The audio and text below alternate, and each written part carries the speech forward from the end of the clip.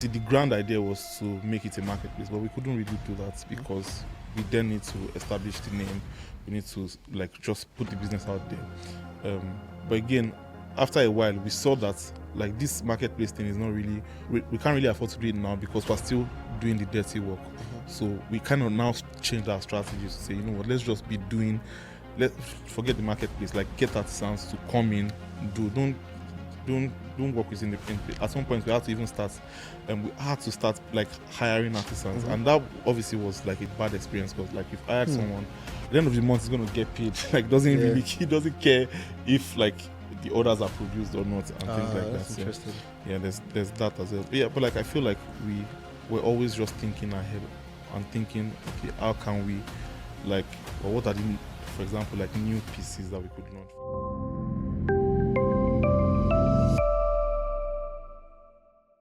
Hello, I'm Hachi. Welcome to the Build Your Own Business podcast, brought to you by Oze, number one growth partner for small businesses across Africa. On this podcast, we bring you real, unfiltered conversations from business owners about their journey, their struggles, and strategies that have made them successful. On today's episode, I have with me Solomon Akinsanya, the founder of Boho, where he makes furniture, stylish furniture, affordable. Hi, Solomon, how are you doing? Hi Hachi, thank you for having me. Yeah, thank you for coming around. Obviously, it's not every day we get to see. Please, Like- I beg. I usually start these conversations with a question. So, scenario: you're having a bad day. It's nothing is working.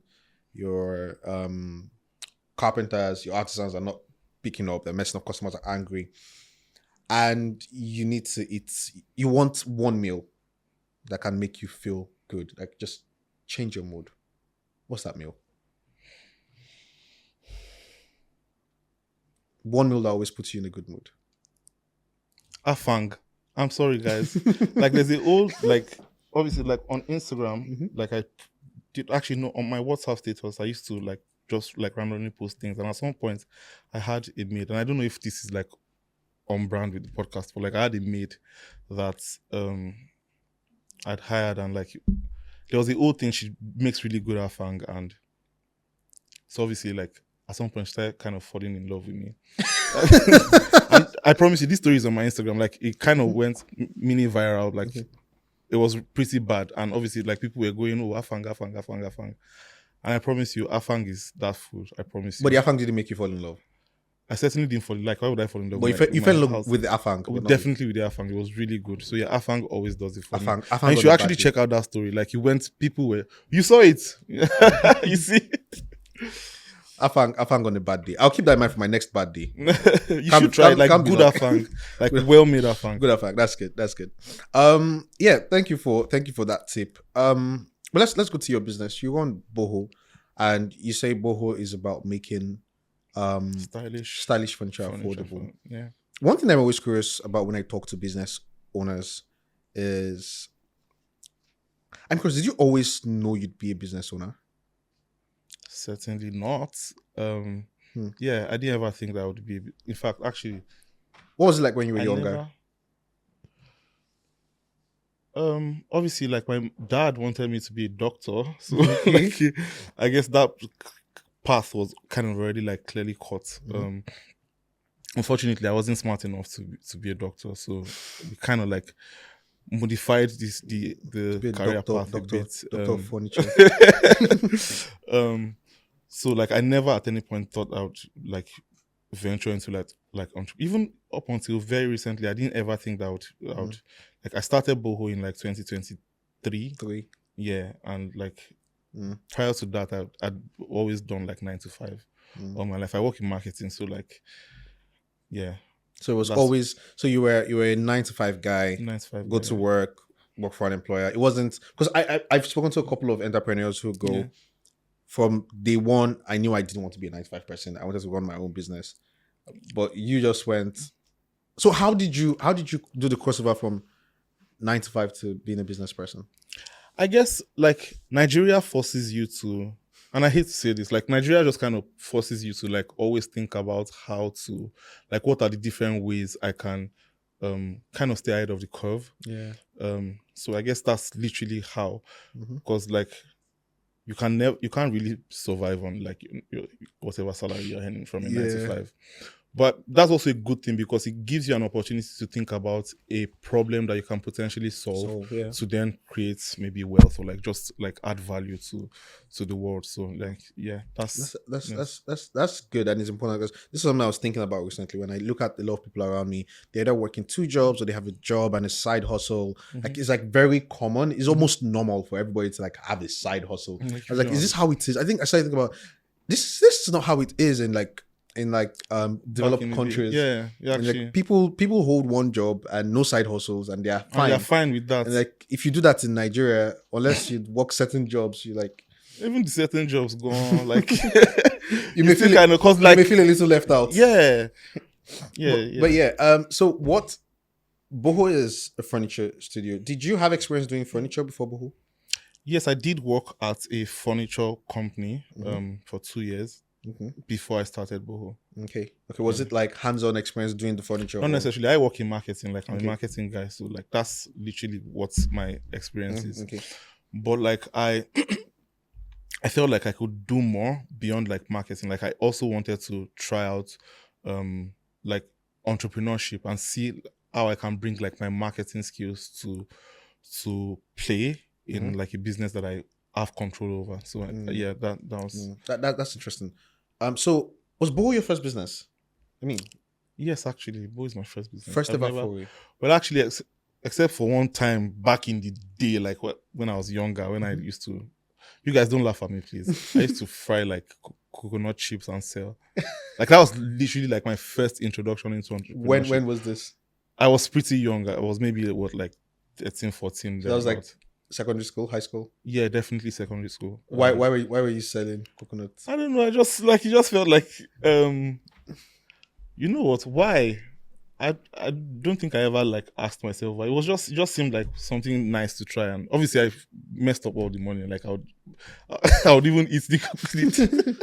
I'd even finish it before like I take it to sell and things like that. But that was like my first intro into like entrepreneurship, and obviously because I kind of failed terribly at that, I just thought, you know what? Yeah, I'm never doing this again. Interesting. So this is interesting, right? Because now I think I need to put some time aside to investigate whether this is just again one of those a Nigerian thing or like an African thing where everybody kind of does like some small little business, but like everyone who's come on the show, even the people who thought, oh, I wasn't going to be a business person and they were going to do 9-5 and then found themselves doing business eventually. When they were younger, they always did like something. Everybody sold something, whether it was uni or secondary school, even if it was like a week or two, it was like everybody did something, right? Try their hands at it. And it's like the entrepreneurial spirit is just there. I think it's there. Right? Specifically for like Nigerians, maybe Africans, but like Nigerians specifically. I think we all have that entrepreneurial like instincts or like spirits, like just something. You just want to do more. You want to, you might come from like a wealthy, comfortable family, but you just always feel like you would even find that a lot of like people who like are from wealthy families also always have businesses and things like that. So it's very interesting. It's very interesting. I will take some time out to probably just talk to a bunch of folks and see if my hypothesis holds true. But let's talk about Boho. So you used to work at the furniture company, yes, and then you went to start your own furniture company. I'm curious, why? Is it that you saw that the furniture business was so lucrative, you could make it on your own? Actually, no. Like I just felt like there were things that I wanted to, like were ideas that I was playing with that I just felt like, you know what, let me try and see if this would work. Like I to be honest, I didn't really go into it for like money or for like anything, because I promise you it's not even rewarding. The amount of work that goes into this business is not as rewarding. Like it's not rewarding enough to justify why you should now like go and start a whole furniture business. But like, because I'm a marketing person, I'm marketing people. Like I shout out to every marketing person out there. Shout out to us. We're always like thinking and just like innovating and thinking like, what are the different ways I can like present these products or in a way that like people can have access to it. So I just decided, you know, let me start this. And so what I started with actually was a table. So I designed our first table. You designed it, like I designed, literally sketched it out. Okay. Well, obviously I didn't sketch in terms of sketching, because obviously I'm not an architect, so I don't have those technical skills. But like I had an idea of a table that's okay. Actually, before I even actually go into the table, let's talk about why I started. So the idea was help like Nigerians, Africans eventually, to be able to have access to like really nice furniture at affordable prices. So the strategy for me then was kind of like I was working backwards. I don't know if that's so. My friend used to call it something value re-engineering. So what I'll typically do is I decide that I want people to have access to like a table at 50K, for example. So what that now meant was that I'll now work backwards from that point to say, from the price points. okay, what are the materials that I'm going to consider using? What are the different components that will make that table come at that price? So when I was thinking about the table at the time, it's called Tobi Table, and I named it after my business partner. Tobi, yes. I just started sketching, and I'm like, obviously there are different components that make a table, and I also wanted the table to be as functional as possible. So I wanted a table that had a bit of storage space, and that was also pretty affordable. And unfortunately, like inflation has kind of messed things up. But like when we launched that table, it was selling at 50K, and you have a table that has a cabinet, and obviously that has like a worktop, a space that can sit pretty much even 2 desktops. And but the interesting thing was that the table was standing on just one leg. So I started sketching, and I had a friend who was an architect at the time. So I started sketching. When I was done with the sketch, the guy looked at it and I was like, no, there's no way in hell this is going to work. And I'm like, no, let's test it out. Like, I feel like this is going to work. So I sketched it out. Obviously, we now have to do a prototype. And after like first prototype, obviously failed. I'm like, no, I really believe that this thing can work. So we went back to the drawing board and just made a few edits. And eventually we were able to come up with a product that stood on just one leg. Obviously, there's like a cabinet that kind of gives you support on the other end. But like in terms of like the other parts, there's literally just one leg. And the table like kind of stood like, and so obviously we kind of developed the products, we did the prototype, and obviously I tested it out. Obviously, when you're starting a business, your first customers will be actually, no, I take that back. The first ever customer that patronized us, like I don't know the person from anywhere. How did they find your table? Obviously, like I'm a marketing person, so like this like we had not even started doing any paid campaigns or anything like that. It was just we just posted, and I think if the product is nice enough, people would actually come for it. So yeah, of course, I'd been putting it on my status and telling my friends and like just hyping up the products, and nothing really came. And just after a few days, literally maybe like 2 days after we launched the products, someone just checked out on the website. I'm like, oh my god, this people. And at the time, the customer, they had not even seen like the real life, because we work with 3D renders. They are not seeing what the product looked like in real life. And like you have enough confidence to buy the product. I'm like, okay, that's good. So obviously we fulfilled that order and the customer liked it. I'm like, okay, that's okay. I guess we're onto something. So yeah, let's blow this thing up. So we now kind of started doubling down on the product, and that's literally how. Quick question: you say you work with 3D renders. Is that something that you do manually, or is it like a tool you use to do it? Obviously you need like architects or like people who do like 3D and 3D designs to do that. So yeah, that's literally how the Tobi Table came to life. And yeah, and that was your first piece of furniture. Yes, had you even named Boho at the time? Actually, I designed the product before naming. Like I did think about the name. Also because I didn't really think that I was going to like start this into like a proper furniture brand or like a proper like design brand. Like that was not really like my thing. Was like just try to design a product, like even if nobody buys it, like just for the sake of like you doing it and just proving yourself right. Do that. I have a friend who says that if you think that something should exist, you should build it.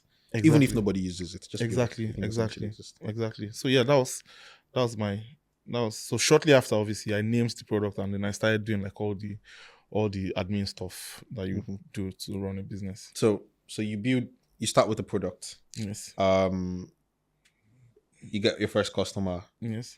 Business looks good. Yes.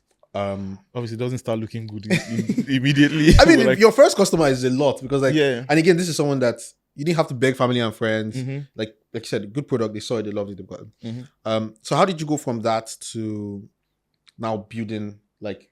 Okay, I mean, I don't think we've actually talked about how Boho works, because I remember we were talking earlier before we started shit, and you were telling me the way Boho works is a bit different from how other furniture businesses work. So yeah. Yes. So, so obviously when I built the product and when I designed that product and I saw that this product looks good, that kind of now forced me to start thinking, okay, now this is a business. You now have to think of like your why and like just essentially just setting up the entire structure of the business.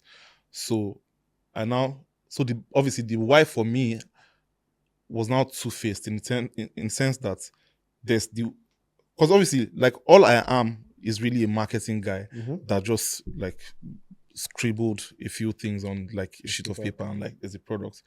I'm not really the person that does like the like coupling and like actual setting up of the furniture. I would need to rely on artisans for that. So I now started thinking, you know what? How am I going to make this product, or am I going to get artisans to like first of all even understand what I'm trying to do, and then now like actually like come on board and help out? And the only answer to that was like value goes for like value exchange. Obviously I can't really, because remember I said that I kind of walked backwards. I decided I want to sell this product at 50K. And at that price point, you're probably not going to make enough profit as a business. The artisans is obviously not going to make as much as they would typically want to make. Yes. And like, yeah, you just like, it's just not as rewarding. So I now just thought, you know what are the other ways I can help this? I can add value to the artisans to the point where they can see reason enough to like come on board and join us on what we're trying to build.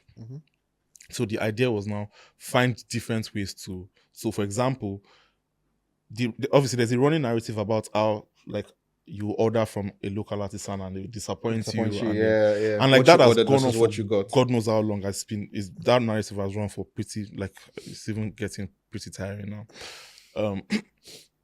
But I also know that there are artisans who are like good, really good. Yes, who unfortunately, because they don't necessarily have like marketing skills, they're not really able to take their products to market. So that's the advantage that I had, or that I have. So I'm like, you know what? Let's blow this thing up to the point where, like, so you're not really making your profit in the units. You're making your profit in the volume. So, yeah, that was literally how like I sold the idea to the first artisan. And people seemed excited about it, and we did the first product. And obviously, in like literally a short period of time, we started getting quite a bit of orders. So that justified like the value exchange in that regard. So yeah, I feel like I've gone off tangent. No, it's interesting. So if I get this, it's like right now the way Boho works with artisans. Do the artisans come up with the designs? So now, or actually in the future, actually not in the near future, the idea is to also encourage them to like come up with their own ideas. Like if you have a product that's, because really it's really their game. Like I'm literally just a marketing guy. Like if you feel like you have a product, you've been able to conceptualize and you've been able to prototype, and you have a product that is good enough and that sells at a good price, like bring it to us. We're going to sell it. However, that's not how we started. So obviously at the beginning we had to now get an artisan, just one artisan that was doing pretty much everything. But because remember that I said that like the idea or the grand idea of what Boho is a marketplace. Yeah. But we can't just go from zero to marketplace. You have to kind of like get people's attention. You have to build a brand, establish your credibility, and just establish a presence in people's minds. So we had to do like the dirty work of like literally doing the furniture many times. And at the time, obviously, because I didn't have all the resources, I was literally building the furniture in back of. I was living in like a 3-bedroom flat. I converted one of the rooms to like a production studio, a workshop, and we're building from there. So like we had to do all the dirty work of like building or like producing every day to the point where obviously we're not able to afford like a tiny little space of our own where we currently run production. But that's also not the grand idea. Like the grand idea is the artisans are really what they're really the most important Yeah. parts of this mix, really. So the idea is the artisan Can decide to. can decide to come up with the product Yeah. and like just say, oh, I have this nice product, and then we can list it on the marketplace. But right now, you guys do the design. We and do the then design, we do pretty much everything end to end. We do everything, and we have artisans. Although, so last year we now decided to, because remember I was saying that we needed to do the dirty work, so we took like maybe like a year and actually almost 2 years to do the dirty work of establishing the name, establishing the brand, get customers to trust us, and like just do all the marketing bits. So now I feel like we're ready for that, to pilot into like a fully functional marketplace where artisans, and actually we did pilot last year because we have a couple of products that we don't produce. We have artisans, we have like our SLAs, and we have just like our onboarding like system where the artisans get we have the products they produce, and then we ship to customers. So you handle shipping, and then they handle like conceptualization, production. But also there's also like a quality assurance element. So we still handle that. Yes. QA, quality assurance, and then interesting. So what this tells me is that you work with artisans a lot. Yes. Now I know you said that artisans get a bad rep. Yes. For not delivering the things. Yeah. The exact things that they are commissioned to. Yes. But they also get a bad rep for a lot of things. Yes. One of our earlier guests, she works in fashion. And of course she works with artisan tailors too.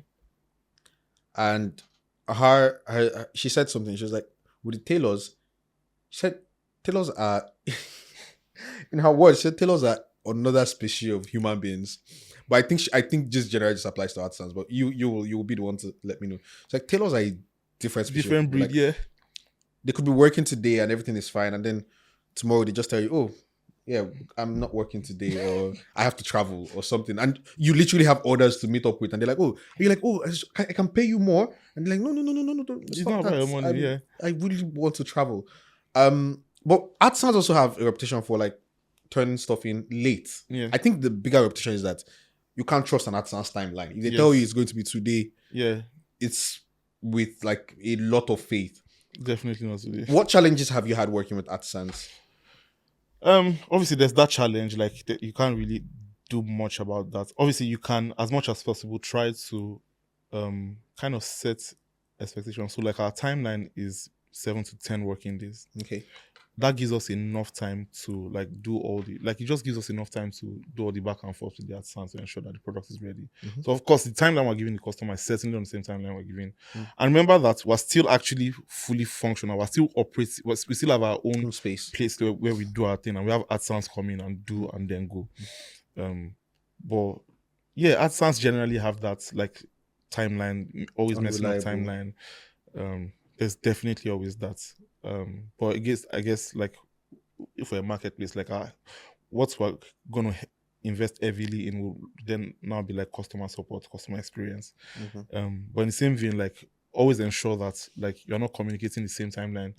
You're communicating with the artisan, with the customer. Yeah, I think because you're a go-between, you can manage expectations on both sides. Yes. So if you tell, for instance, you tell the artisan, I need this in 3 days. You can tell the customer, I need it in 7 days. I'll get to you in 7 days, just to make sure that there's a 4-day buffer between. But artisans will actually test you. Like no matter how much buffer you do, they will test you. They will actually test you. But like, yeah, I guess we figure it out. I mean, I think it's important to manage expectations for every business. I think what gets customers going is mismanaged expectations, right? Because people make plans around expectations. Yes. If I tell you, maybe I just moved into an apartment, right? Or I just paid rent, and I'm like, oh, my rent has started counting. Yes. And I say I want to buy furniture, I want to buy chairs, and then you tell me, oh, chairs will be ready in 7 days. Now my rent is counting, so I'm already annoyed that I'm losing money. Yeah. I'm like, I can't move in because I don't have furniture. Maybe I'm sleeping on the floor. Yeah. When I go to my bed and my chairs, 7 days, I have it in mind. Then the artisan, you're already counting, and obviously you're also excited about the fact that my pieces are coming. Yeah, your pieces coming together, and then artisan messes up, and now it's 14 days. Your apartment looks bare. You can't bring your friends over for a sleepover or do a housewarming party. You know, so it's why these things get to people. Yeah. But you said you started Boho in 2023. Yeah. That's pretty young. But you've also done pretty well for Yes. a young business, even for their businesses that have been around for longer and I don't think have the brand recognition that Boho has. Yeah. What would you say has been key to Boho becoming a success in this very short time?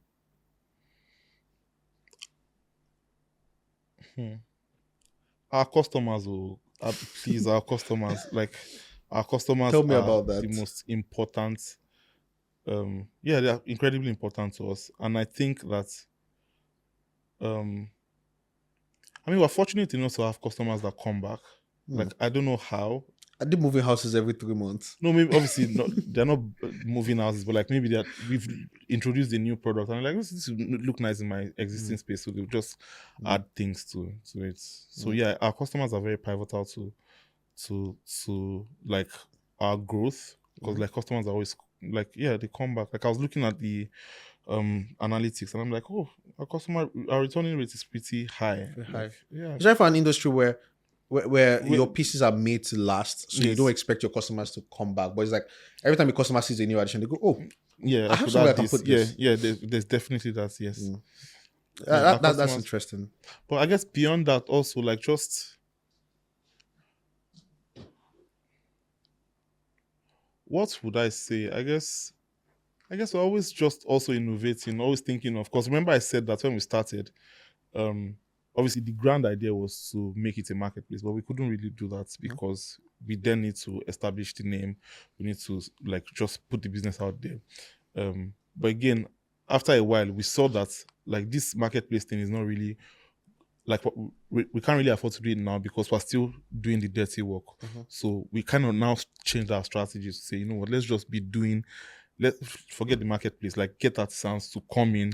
Don't work within at some point we had to even start and we had to start like hiring artisans, and that obviously was like it also like what was a bad experience, because like you've hired someone at the end of the month he's going to get paid. Like he doesn't care if like the orders are produced or not and things like that. That's So interesting. yeah, there's that as well. But yeah, but like I feel like we're always just thinking ahead and thinking, okay, how can we like, or what are the, for example, like new pieces that we could launch. For example, like we launched some new consoles, like a shelf and a console.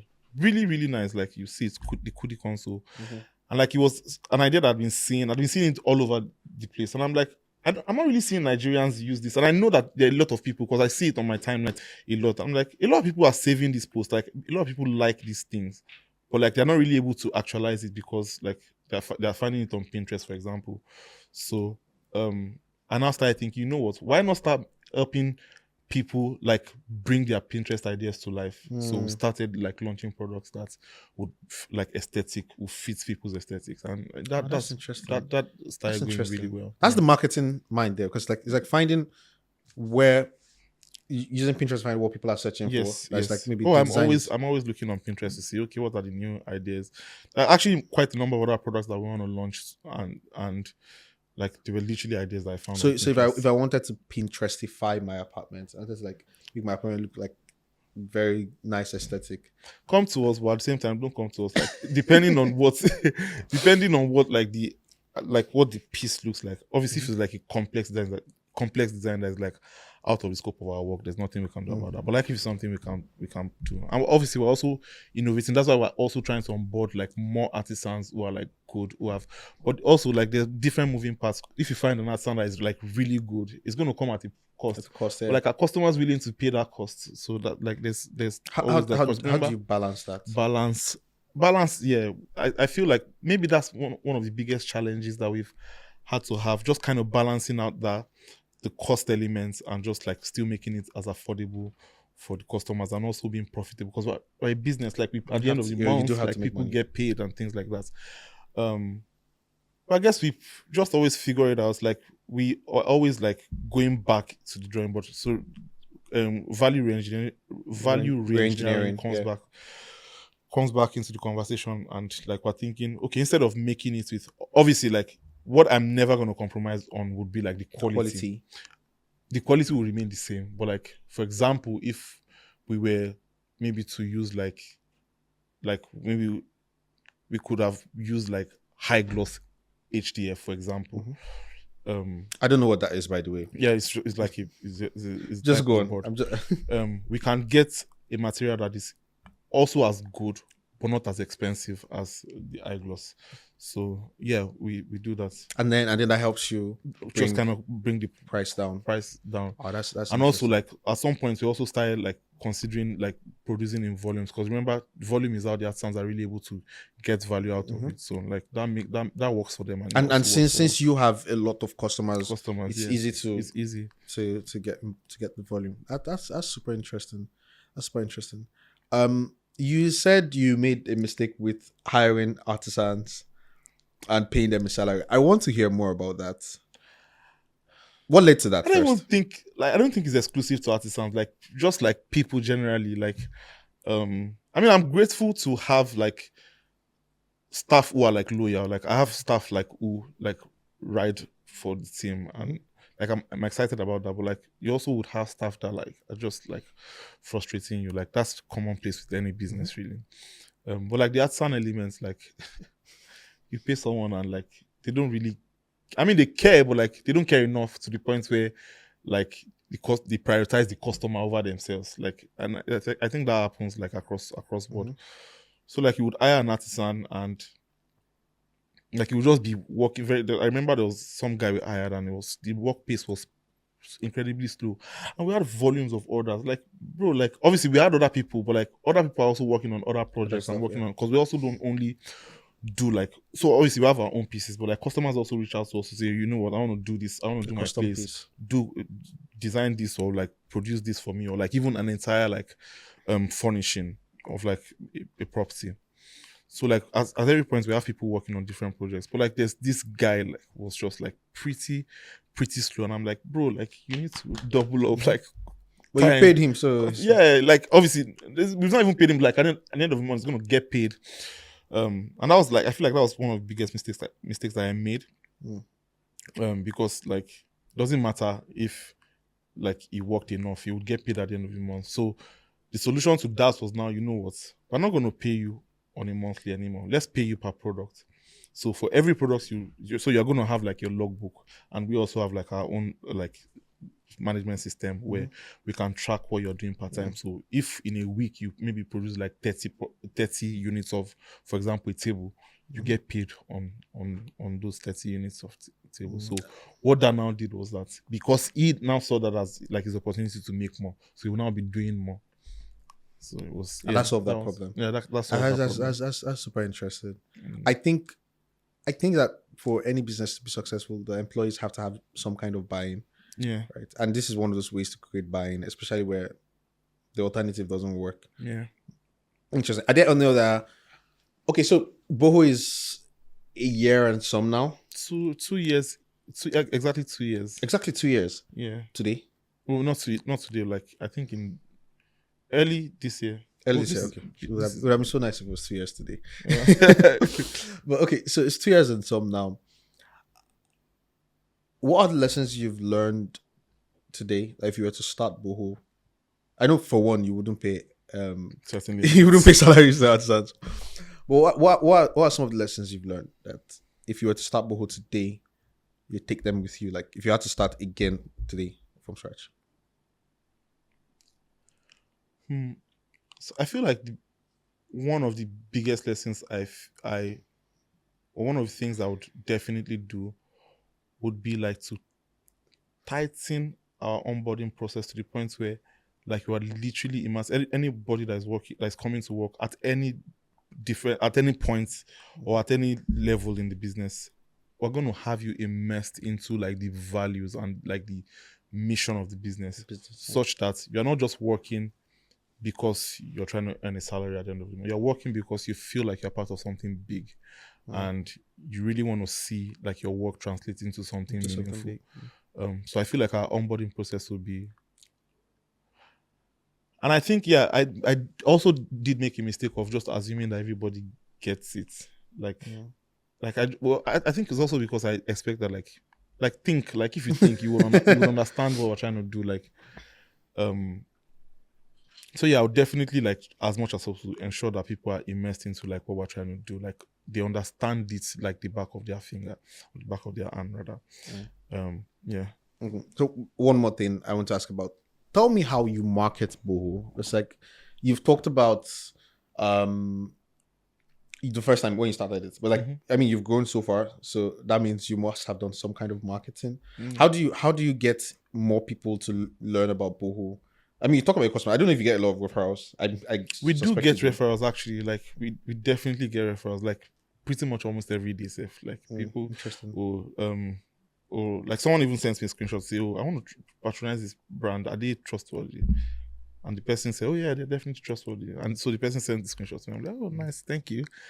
So we get referrals. Yeah, from but time to time. what other ways do you? Obviously, like I'm a marketing person. Like there are different ways like to take your product to market. Like there's like paid campaigns. So we're pretty heavy on that. But also like I guess the best way to market would be for people to actually like use your product and like give reviews. So like we're heavy on that at some points. Like at some point we started even offering some customers discounts for them to be able to give a review, and that really worked well.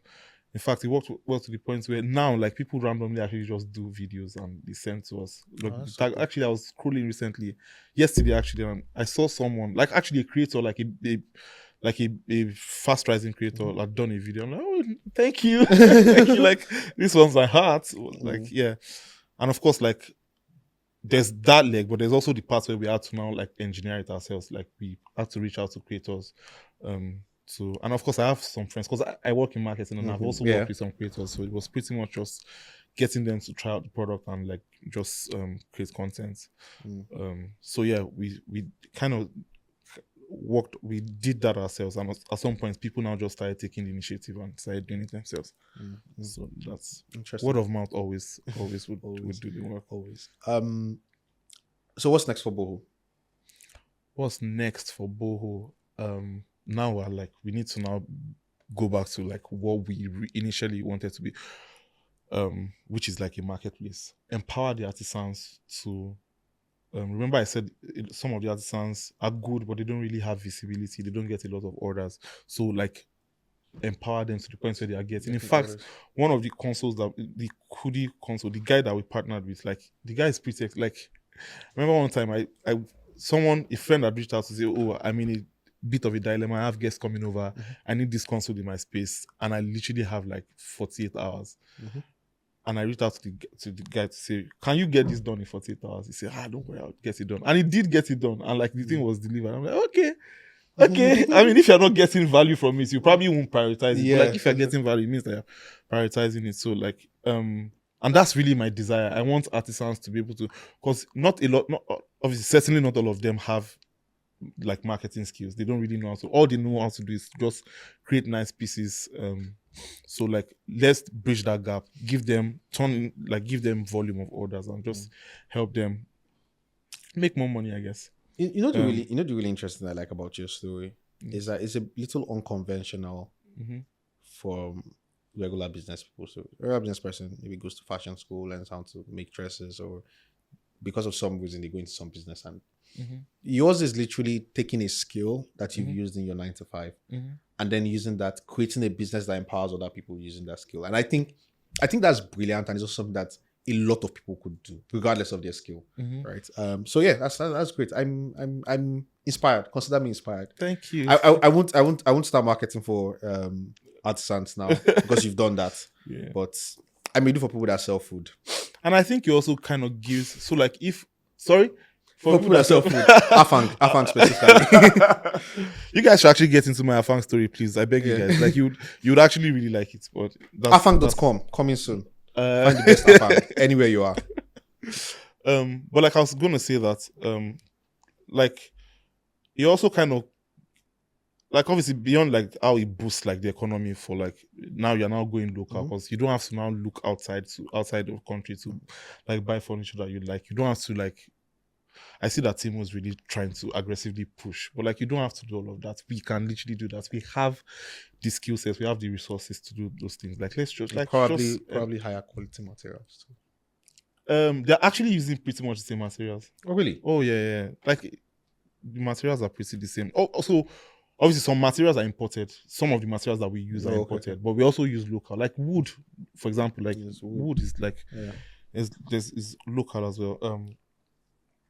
So I was going to say that it also kind of encourages the artisans to like do more. It gives them, because now I don't have to worry about marketing. Like all I just need to worry about is designing a nice product and ensuring that like at every point in time, like I'm giving it the best. Like focus on what you know how to do, which is like producing and like designing, or like making furniture, making nice furniture.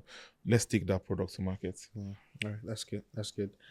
This has been a very insightful conversation. I've learned a lot. I consider myself inspired.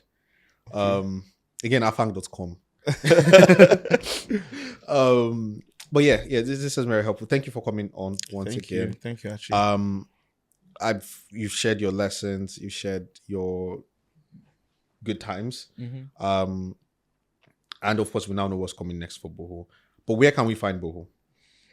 Bohostudio.ng on Instagram, boho.ng website. That's our website. That's pretty much like just look for Boho. Like I think we're not like hidden under a rock or anything. Like Okay, that. so website boho.ng, Instagram bohostudios.ng. All right, I will be seeing you soon. Thank you for listening to today's edition. I hope you guys enjoyed this. Please, yes. I'm sorry to interrupt you. This is my first. Well, this is not my first podcast, but like, I'm not really. This is not my thing. Like, I'm a marketing guy. I'm behind the scenes. Like, this is my first. Like, it feels weird to me. It feels like I know why. Like, content creators are content creators now. Like, why they charge a lot of money? Yeah, and why they charge a lot of money. So yeah. I've had a good time. I'm sure our listeners will have had a good time too. And some of them will obviously come buy from you, which is good. But yeah. Thank you guys so much for listening in. Make sure to catch us soon again on the show, Build Your Own Business, where we talk to real entrepreneurs about their stories. Catch you soon. Make sure to like, share, and subscribe. Follow Oze everywhere: Instagram, YouTube, TikTok. On Oze. See you same time next week. Peace.